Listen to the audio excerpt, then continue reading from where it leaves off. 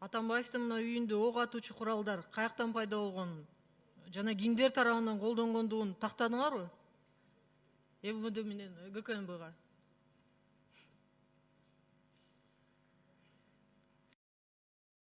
Айырмачылык маалымат каражаттарында Атамбаевдин үйүндө курал жарак чогултулуп атат деген таркап атты эле информация. Ошол боюнча кандай иш чара жүргүзүлдү? Иликтөө иштер жүргүзүлдүбү? Ооба, Айнура Согматовна, ал боюнча жумуш жүргүзүлүп атат дагы эле.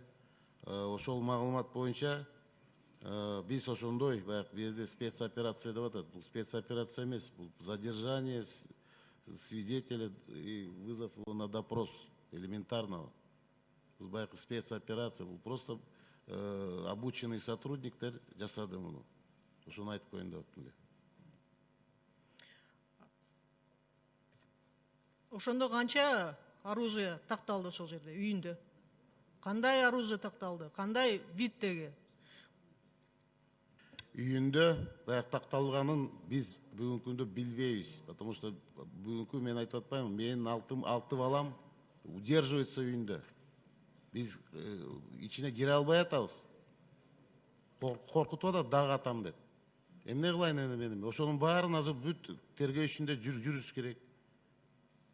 Балдарды биринчи кой берсин, допроско барсын,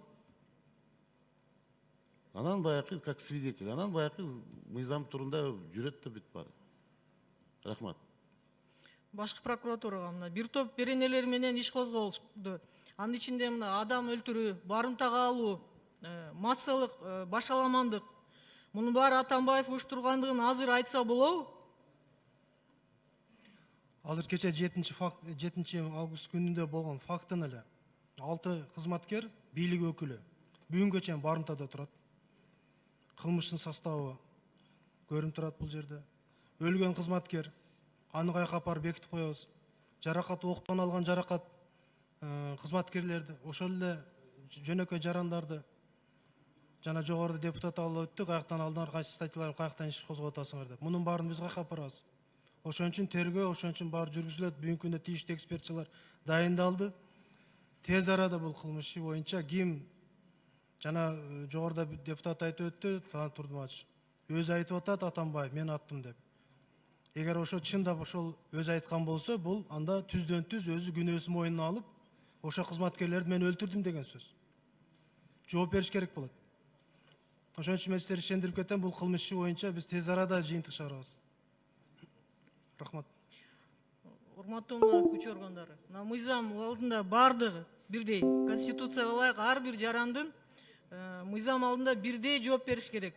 Эч кимге мындай артыкчылык берилбеш керек. Укуктук мамлекетте жашаганыбыздан кийин Атамбаев да ушу укук талаасында жооп бериш керек. Ар бирине ар бир кылган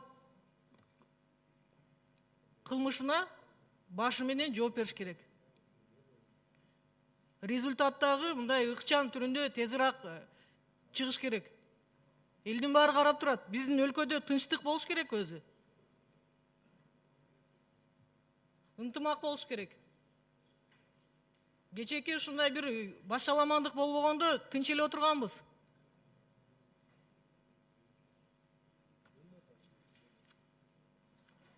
Тез аранын ичинде баа берилиш керек буга. Элге дагы жарыяланыш керек. Рахмат.